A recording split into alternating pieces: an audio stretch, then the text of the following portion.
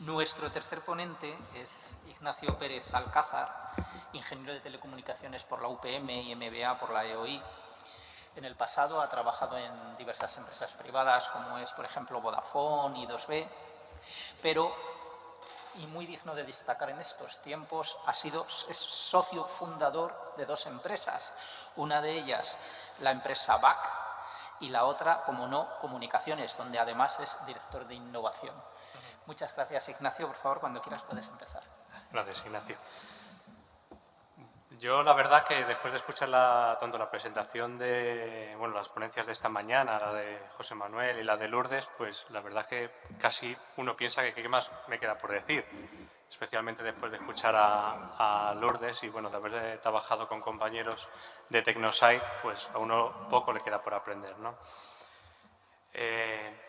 Yo quería hacer primero un pequeño inciso antes de pasar directamente a la ponencia, ya que se trata de herramientas para conocer el mercado. Quería hacer un inciso sobre lo que es el diseño. Entonces, si vemos lo que en esta figura, este espagueti, que es lo que sería el ciclo de vida de un producto, todo el mogollón que tendríamos al principio sería el diseño.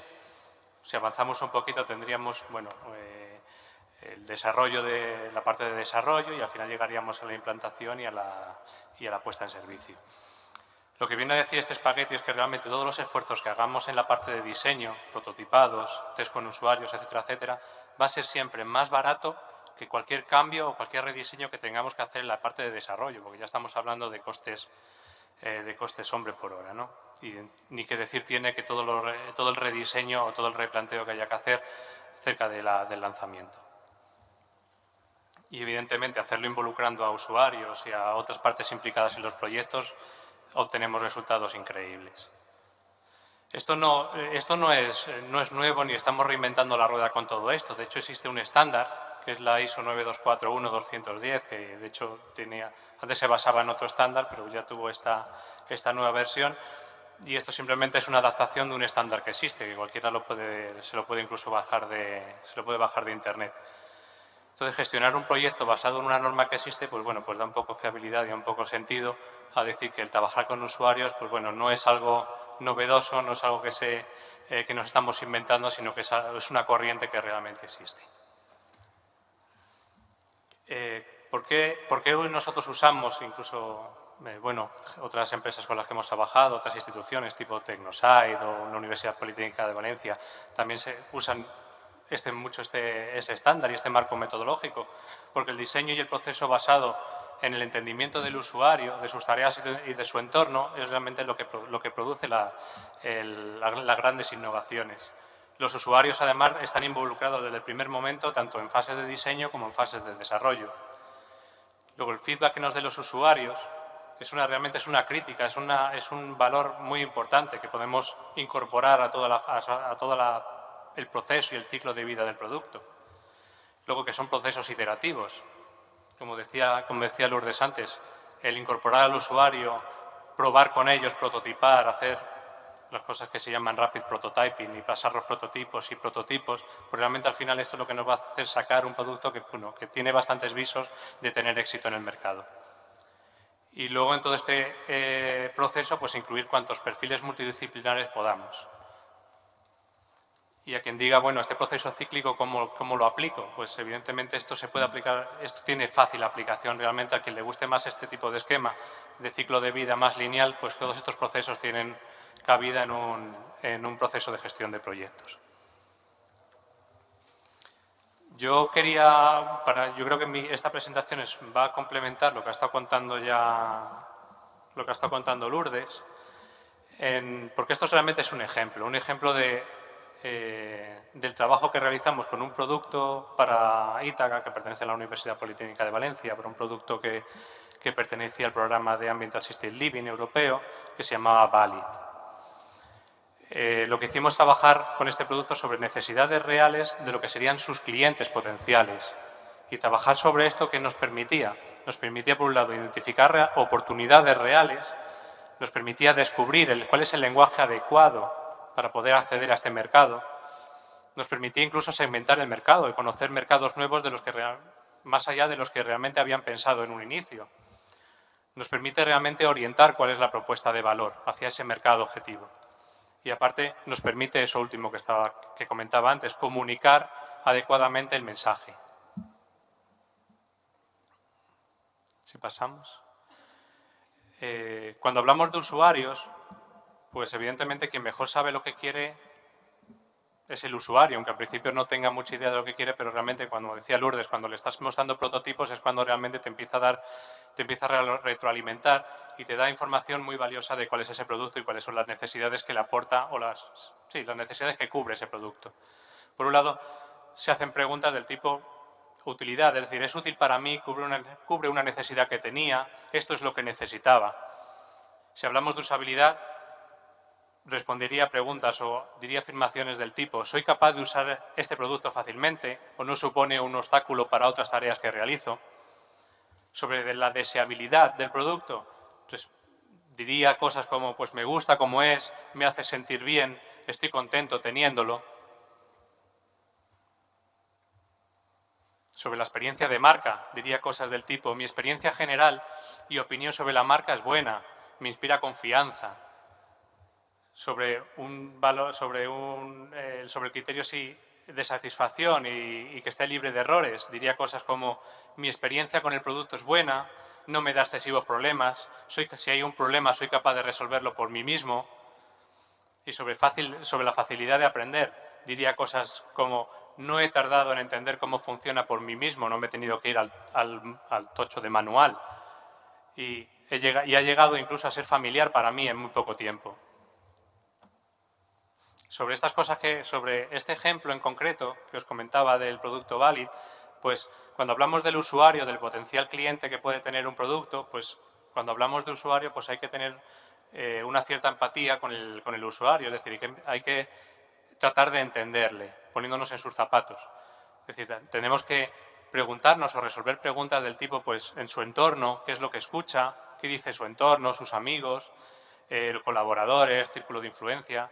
Entender, saber qué piensa, qué siente, respondiendo preguntas como cuáles son sus necesidades, preocupaciones, metas, o qué dice, qué hace, es decir, cuál es su actitud y cuál es su conducta, el qué ve, es decir, en su entorno, con qué se relaciona, cuáles son sus amigos, qué le gusta enseñar a sus amigos, qué tiene, y sobre todo, cosas que a lo mejor alguien asocia más a lo que sería un DAFO, pues cuáles son las debilidades y las fortalezas de los usuarios, es decir, a qué desafíos se enfrenta, cuáles son sus frustraciones, cuáles son esos obstáculos en la vida diaria y sobre sus fortalezas, obviamente. Es decir, cuáles son sus objetivos en la vida, cómo mide el éxito y la consecución de estos objetivos.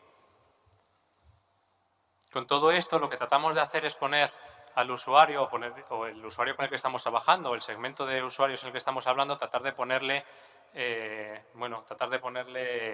pues, carne y hueso, ¿no? Y tratar de saber que el usuario es alguien real, sobre todo cuando ya un producto está pasando por una serie de fases de diseño y no todo el mundo tiene la oportunidad de hablar con el usuario, pues siempre cuando estás en una fase, por ejemplo, de desarrollo, que todos los desarrolladores sean capaces de poner carne y huesos a este usuario. ¿Y cómo lo hacemos esto? Pues dándole un nombre y unos apellidos al usuario, preparándonos, cuando tenemos que hablar con él, pues bueno, nos preparamos bien esas entrevistas, nos ayudamos siempre con todo el material audiovisual, fotos, vídeos que estén a nuestro alcance para describir ese entorno, para describir esos prototipos.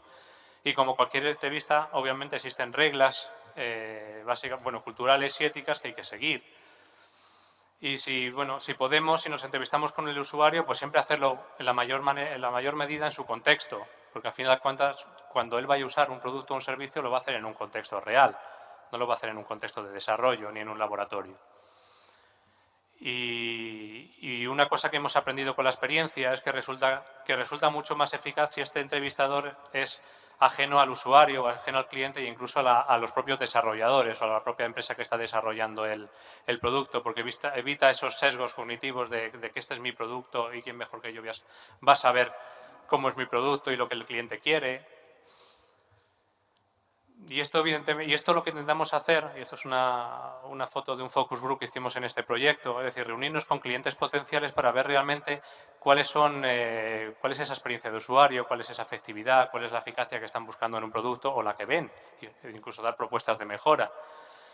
Entonces, esto es un trabajo realmente colaborativo y, como decía Lourdes, que se tiene que hacer en distintas fases, incluir estos usuarios y clientes, pues cuanto más heterogéneo y multidisciplinar sea el equipo, pues más valor va a aportar. Y y trabajar sobre todo con preguntas clave, es decir, llevar las preguntas preparadas que se quieren hacer para que realmente el focus group o el workshop, el focus group en este caso, pues sea efectivo.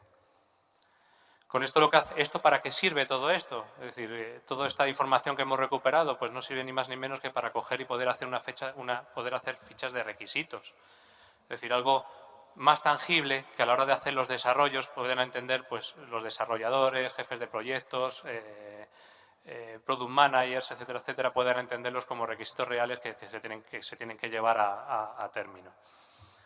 En todos estos requisitos, pues metemos estos requisitos de usuarios, incluimos los estándares de accesibilidad, por ejemplo, incluimos otros requisitos de partes implicadas en el proyecto, incluso requisitos tecnológicos de las propias herramientas, estándares tecnológicos, incluso obviamente hay que incluir los requisitos de la propia compañía y los objetivos de la propia compañía en toda esta lista de requisitos.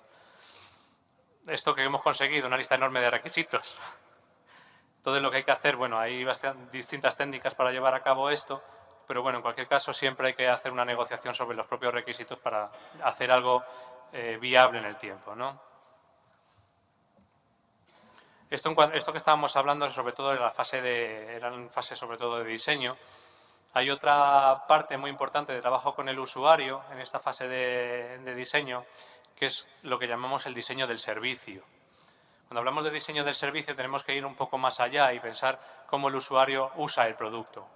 Es decir, y es otra cosa que también se trabaja con el usuario, es decir, definir cuáles son los pasos que cada usuario sigue a la hora desde que ve el producto hasta cuando lo usa, hasta cuando se deshace de él. Y en cada uno de esos puntos, cuál es la interacción que tiene con la compañía. Porque esto realmente va a afectar bastante al producto, al servicio, a la imagen de marca y al final al éxito del producto. Y evidentemente realizar, hacer la descripción de todos los casos de uso en los que hay una interacción del usuario con el servicio. Y una cosa muy interesante que yo recomiendo a todo el mundo y que no le dé vergüenza hacerlo es lo que se llama storytelling, es decir, que contemos lo que vamos a hacer. Es decir, si hemos diseñado unos casos de uso, hemos diseñado cuál es el viaje del usuario, pues que no nos lo quedemos para nosotros mismos. Es decir, que lo contemos, pero contemos de manera hablada, es decir, que vayamos al jefe de producto, que se lo contemos a un usuario, se lo contemos a compañeros de la empresa, se lo contemos a nuestra familia y que lo contemos para ver si realmente el producto o el servicio tiene sentido o no tiene sentido. ¿Dónde hemos hecho esto? Por poner algunos ejemplos, pues en Ítaca, como os he comentado, también en CityLab, en el Senior Lab de CityLab ahí en Cornellá, en Mercedes-Benz España, en IVF Spain, que es una clínica de fertilidad, y en Electricidad de Caracas, haciendo desarrollos de programación para... este es un caso muy especial, ¿no? Porque era diseñar planes de formación para personas que no sabían leer, lo cual era un reto. Y ya está. Muchas gracias.